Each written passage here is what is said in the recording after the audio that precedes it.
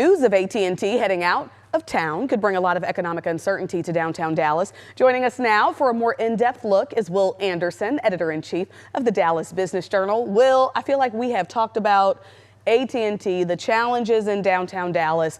Why are they moving their headquarters now?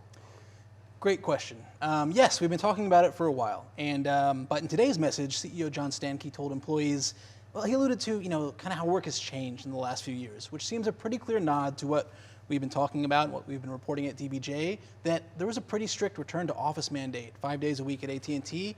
And look, a lot of their employees live in the northern suburbs. Many of them might have moved there during the pandemic, and that did not sit well with them.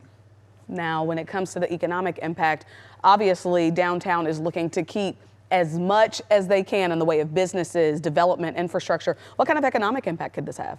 Yes, as your reporter just alluded to, there was a report from last February that's pointing to a $2.7 billion economic hit for downtown Dallas with an AT&T relocation.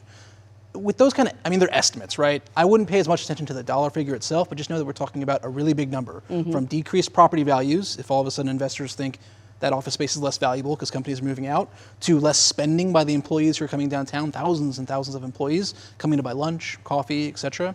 And then decreased tax revenue from those things, property revenue, sales tax revenue, all those things that go into the city's coffers. So no matter what, a big hit.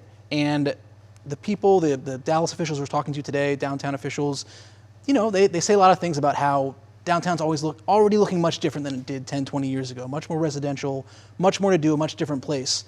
I get their optimism. I get in some ways that, this offers a chance for a different company maybe to come in and take that space. But it is a big blow. Yeah. Well, Dallas's loss is Plano's gain here, right? So what kind of economic impact could AT&T's new headquarters have moving to Plano? The same exact things that we're talking about, possibly, leaving Dallas now, landing in Plano. So that's thousands of new jobs, tons of tax revenue, right? Cities, school districts, those sorts of things. And it really is like a cherry on top of this economic development cake that Plano's been eating from. You think back to Toyota, 2014-ish, announcing the big headquarters moves from California, and the impacts that has had on city coffers, on the housing market, on the retail offerings up there, just transformational. And this could be just as big, if not bigger. It's certainly one of the biggest since Toyota made that announcement, and we've seen a lot of wins for Collin-County, for Plano.